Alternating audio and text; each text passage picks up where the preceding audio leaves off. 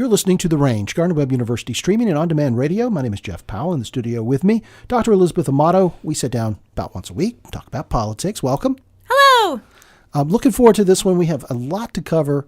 We've said it before. The Trump administration has come in very busy.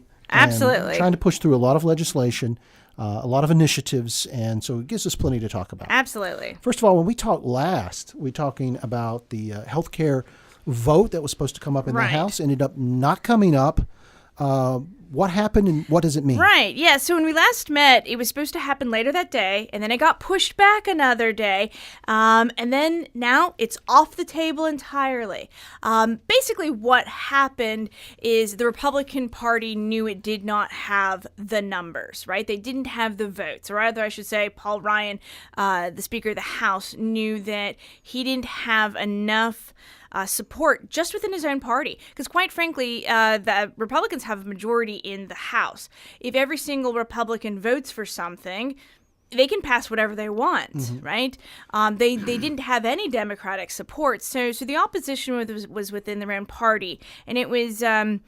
they were being tugged on by both sides, okay? So there was the Freedom Caucus, which was the more conservative, more far-right group that opposed it. And anytime party leadership, Paul Ryan tried to accommodate their concerns, then the centrist, more moderate Republicans started to pull away. And, it worked vice versa, right? So it didn't really matter which way the bill started leaning. You were going to lose a significant portion of the votes. So what Paul Ryan decided to do was we're going to table it. We're not going to take a vote because you don't want to demonstrate that you failed, right? Right. So... And they're promising to bring it back up. Okay, so you say they're promising to bring it back up. I know it seems to me from what I've read, what I've seen, that President Trump's reaction to this was, I give up. It was the Democrats' fault, and I give up. Yeah. Well, first of all, it wasn't the Democrats' fault. Right. The Republican Party had a split. Right, absolutely. But he seemed to indicate in some of the things he said, President Trump, that I'm just going to let Obamacare self-destruct. Right. Yes. So this is you're highlighting a very interesting point. The difference between what Trump has said about this issue and then how Republicans view it. You're absolutely right. Trump, after this happened, he said, this is done. I'm moving on, right? I am moving on to a new issue, which from his perspective is actually wise rhetorically because it does look like a failure for him that he could not get this repeal through. So to some extent, this is a good rhetorical strategy. Let's move on. However, it is interesting, right? Republicans in the House, they're not ready to give up. They do want to table it. They're going to do probably a little more backroom compromises, and then they'll hopefully from their point of view, bring it back up whenever they think they have the votes. But yeah, Trump is waiting for Obamacare will eventually self-destruct, and then you will come crawling to me to make a deal. Yeah, again, make a deal, right? Make a deal. That is interesting.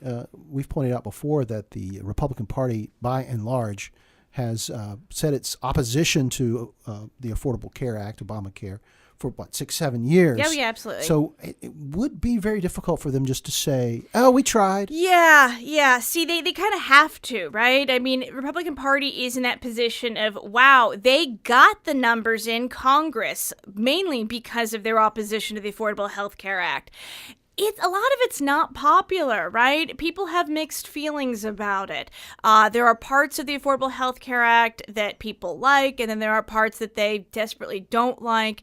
There are exchanges in certain states that are doing well, in certain states they're not doing well. I mean, honestly, it really hasn't rolled out well. Yeah. And so there are a lot of very legitimate concerns about it. Republicans need to make good on their promises, either to fix it or to repeal it, to make it better. Some type of reform needs to happen.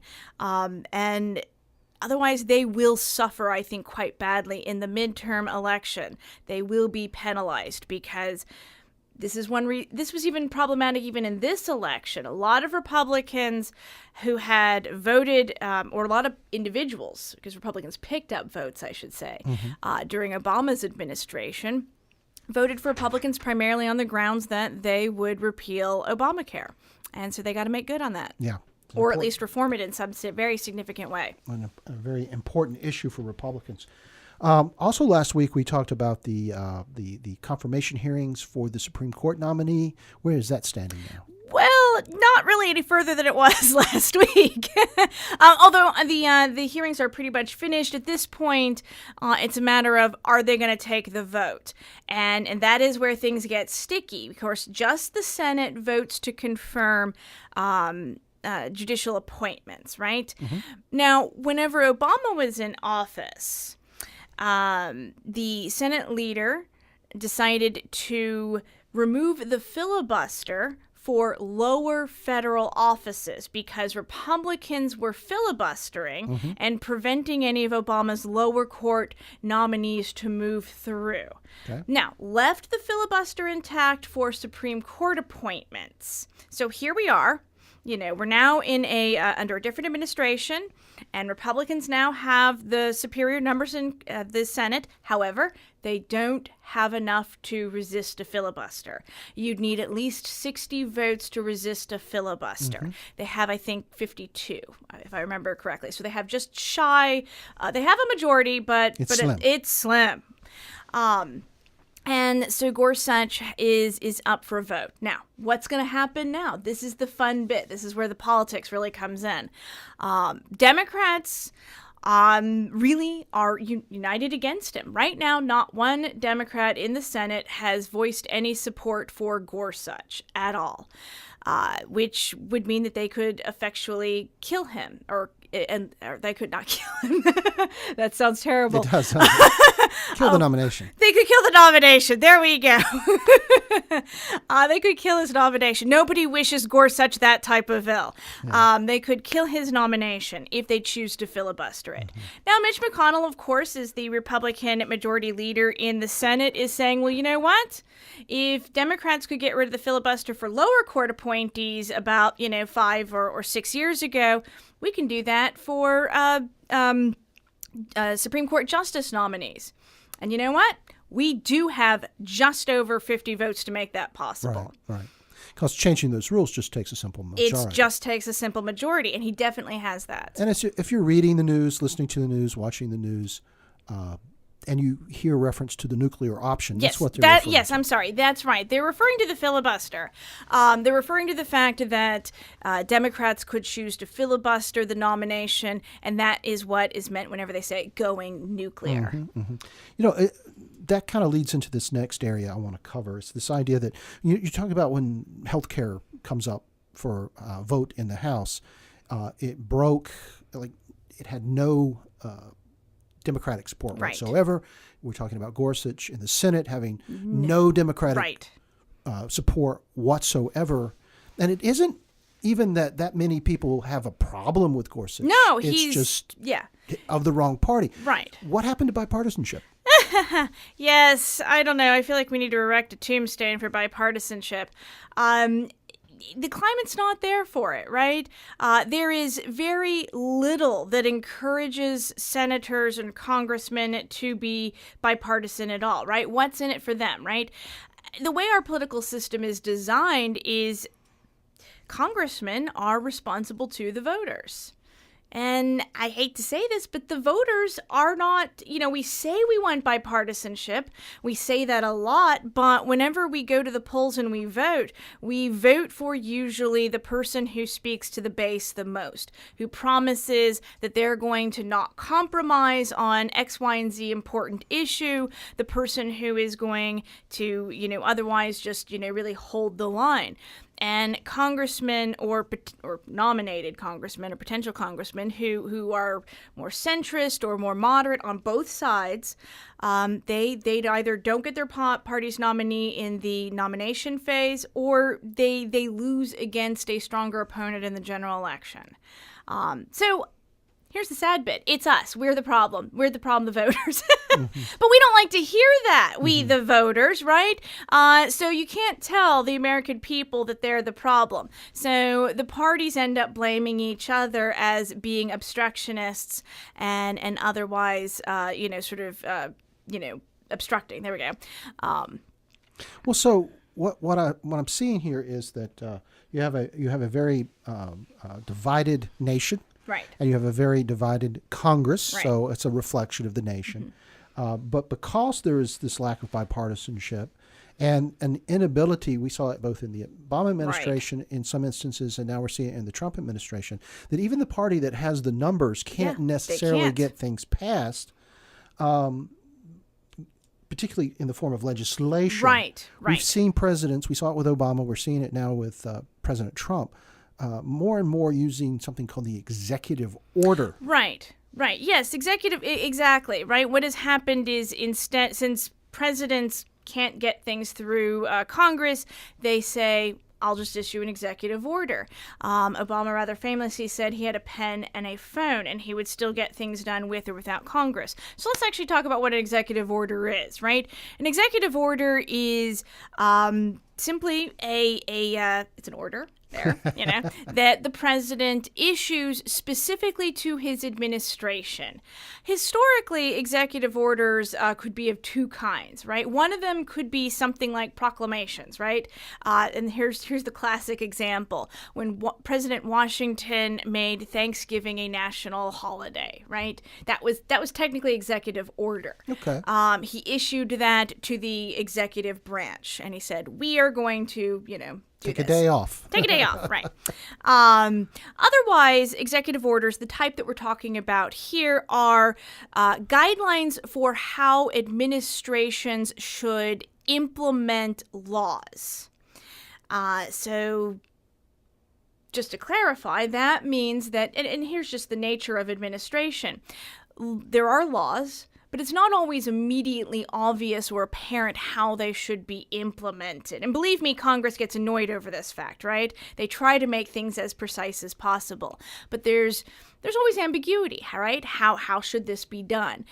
So usually the president says, okay, given whatever ambiguity is in the law, given whatever leeway we have, we're going to implement it this way. And that's standard practice. And this doesn't always have to be a bad thing, right? Like I said, executive orders have been around since Washington. Every president has to give some guidelines to their administration. Here's how I want you to do X. Here's how I want you to implement this law. Right. So that's typical. The issue, as you rightfully point out here, is that presidents have become way more aggressive about using executive orders to achieve substantive policy changes. So when we look at recently, Trump has repealed several executive orders that Obama issued concerning the EPA, the Environmental Protection Agency, and if you look at actually what Obama had originally directed the EPA to do, they're pretty robust policy decisions. They're the sort of things that, quite frankly, really look like, Congress perhaps should have passed. Now, this is not just to dump a lot of blame on Obama. Like I said, this has been a growing trend for years, and both presidents have been doing this on either side of the aisle. But Obama was particularly aggressive within climate change and environmental policy to push the limits of what an executive order could do. And here's, of course, the problem, right? The next administration can undo it with a pen, and Trump just did. I could see how that could lead to a lot of confusion and problems within the executive branch. You've got civil servants who are trying to enforce the laws and the regulations. Right. And, hey, the next guy in may change them. Oh, yeah, absolutely. For another example, I guess, would be President Obama, through, I'm assuming, executive order, told the law enforcement agencies at the federal level that it's still a crime to manufacture and sell marijuana, right. But we as a federal government aren't really going to enforce it. Right. We're not going to expend the resources to do this. We'll let the states do it. Absolutely. And, I don't think that President Trump has weighed in on that issue at all as president, but he could. Right, he could. Right, absolutely. He hasn't. He's so far allowing that to continue, but that is a policy decision. How are we going to go after things? In any given society, you have laws and you only have so many resources, right? So, yeah, he hasn't. But at any moment, he could decide we're going to aggressively go after this. And so when you have President Trump go in and take a look at the executive orders that President Obama issued over the environment and pollution and regulation of industry, et cetera, to get carbon out of the air. Right. That's pretty extensive, Yeah, as pretty you say. extensive. Robust, I think, was your word. And now he's coming in and very clearly saying, nope, we're not Nope, going to do that. backing off. Roll it back. Right. Absolutely. And Yeah. so all these agencies have to readjust to Right. this. And not just the agencies, but the industries themselves, right? And that is just massive. In fact, the regulations in place under Obama had to do with coal mining in particular. And this is, of course, one reason why Trump went after these regulations on the grounds of encouraging jobs and encouraging energy growth, which, of course, are part of Trump's campaign promises. And and also one reason why Trump is doing this now is he did suffer a setback with the healthcare vote. So this is an easy win for his supporters this week, right?